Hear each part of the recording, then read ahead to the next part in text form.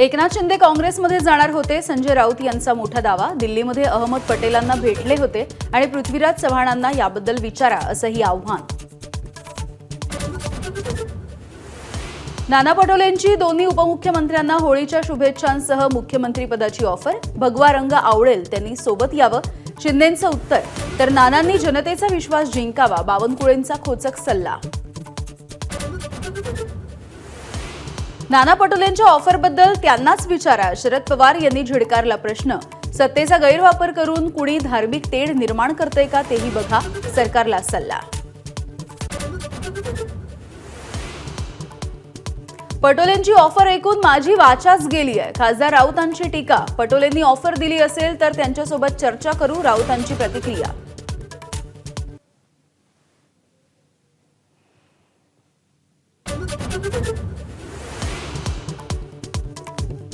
मराठी साहित्य संमेलनाच्या उद्घाटनाला आल्याबद्दल पवारांनी मानले पंतप्रधान मोदींचे आभार.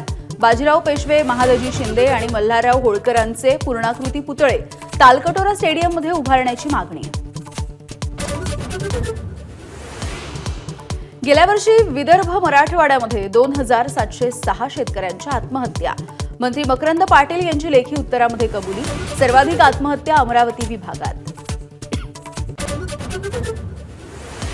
पुन्हा निवडणूक घेण्याची वेळ आली तर जनतेच्या पैशांचा खर्च होईल. कृषी मंत्री माणिकराव कोकाटे यांच्या शिक्षेला स्थगिती देत असताना नाशिक कोर्टाचं निरीक्षण. सत्र न्यायालयाच्या निकालाच्या विरोधामध्ये मुंबई हायकोर्टामध्ये याचिका.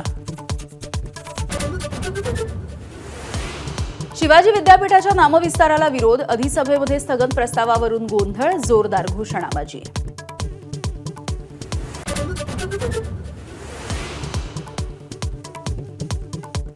महाराष्ट्रामध्ये पॉक्सोची तब्बल 42,000 प्रकरणं प्रलंबित. आरटीआयच्या अंतर्गत धक्कादायक माहिती उघड.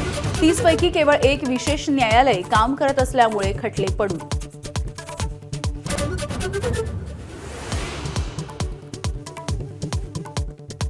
गाय आणि म्हशीच्या दुधाच्या दरांमध्ये आजपासून 2 रुपयांची वाढ. गाईचं दूध प्रति लिटर 58 रुपये तर म्हशीचं दूध प्रति लिटर 74 रुपयांवर.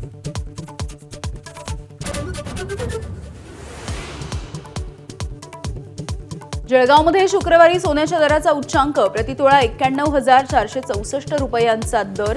आठवड्याभरामध्ये चांदीच्या दरामध्ये किलोच्या मागे 8,000 रुपयांची वाढ.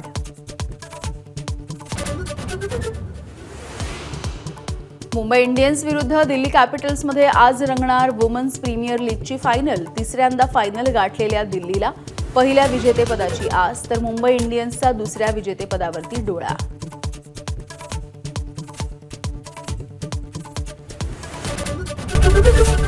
एबीपी माझा, उघडा डोळे बघा नीट.